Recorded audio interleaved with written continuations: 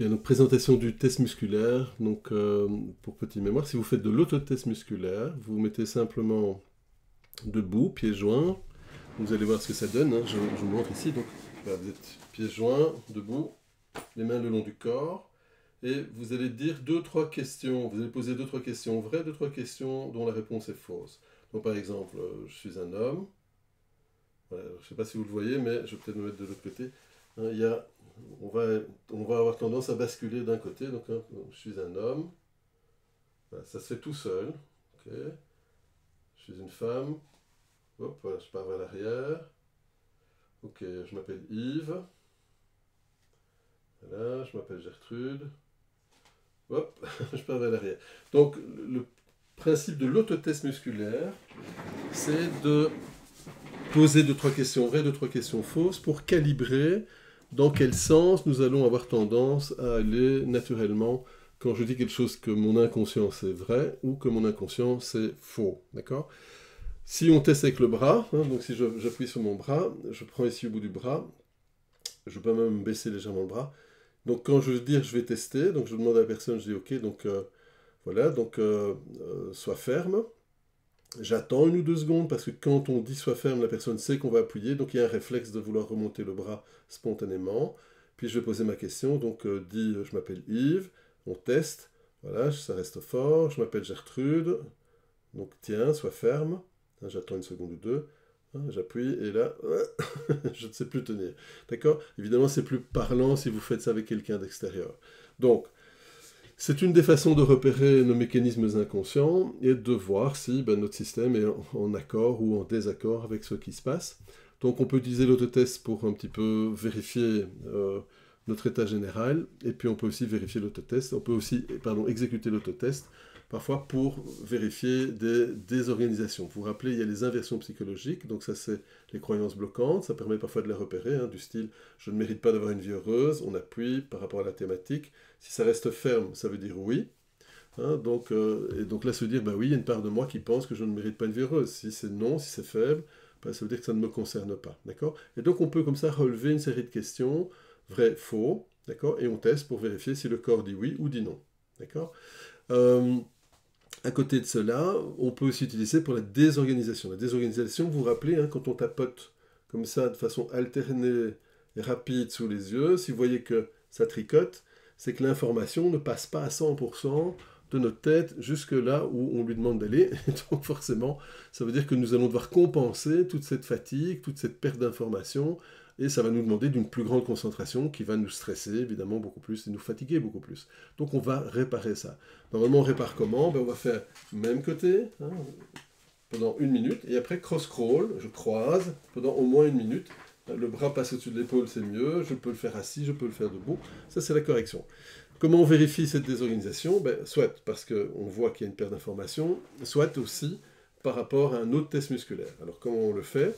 Ce test musculaire-là, on imagine une croix devant nous. Hein, donc, j'imagine une croix où je regarde une croix que j'ai dessinée devant moi et je teste. Voilà.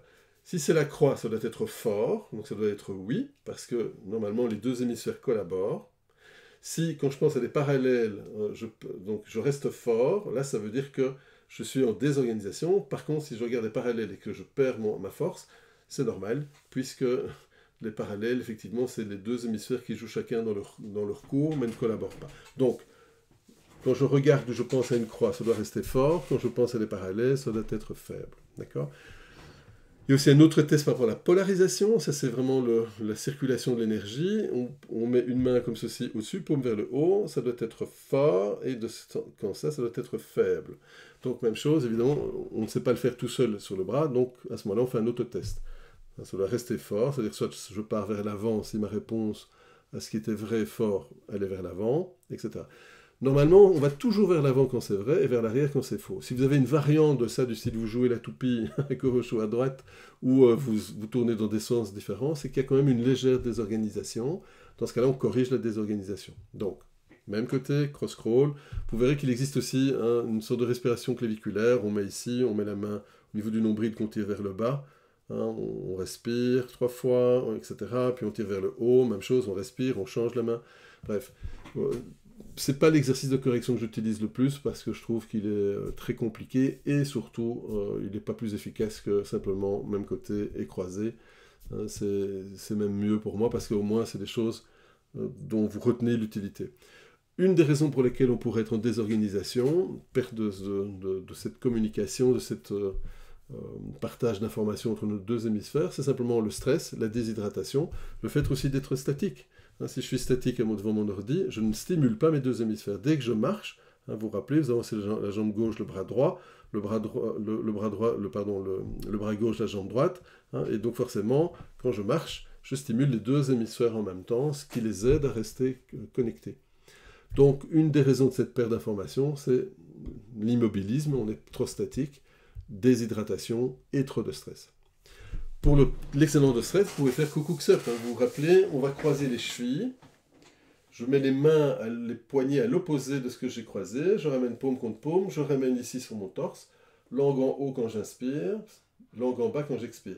Ça veut dire aussi que quand le bras qui est au-dessus doit être le même que ma jambe qui est au-dessus. D'accord ? C'est une façon de vérifier qu'on l'a bien fait.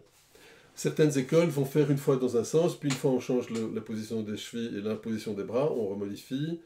Voilà, ce serait comme ceci en l'occurrence. Voilà. Personnellement, je me suis jamais amusé à faire les deux côtés. Je fais un seul côté, c'est suffisant, ça fonctionne très bien. Mais donc, là, ça permet d'éviter en cours de journée l'excédent de stress pour ne pas justement accumuler et passer en désorganisation. Donc, le fameux coucou-xup sert à éviter une désorganisation. Donc, si vous sentez que vous avez des journées un peu compliquées, faites-le 1 minute, 2 minutes. Si vous sentez que ça vous détend, ben, c'est génial. C'est que vous avez évacué l'excédent de stress et le mauvais. Si vous sentez qu'il ne se passe rien, ça c'est pas normal, sauf si vous êtes déjà hyper zen. Par contre, si ça stresse au lieu de détendre, ça montre que vous avez déjà attendu trop longtemps. Et là, il faut corriger. Même côté, croiser, bien boire de l'eau. Et refaire des stimulations bilatérales de façon, au cours de la journée, de façon à maintenir cette connexion. Parce que sinon, tout ce que vous mettez en place vous demande beaucoup plus d'énergie et de temps, donc c'est beaucoup plus fatigant. Donc, bien utiliser ces deux petits moments, test musculaire, autotest musculaire, et les corrections de désorganisation, pour justement avoir une vie beaucoup plus agréable. Voilà, très brièvement pour vous.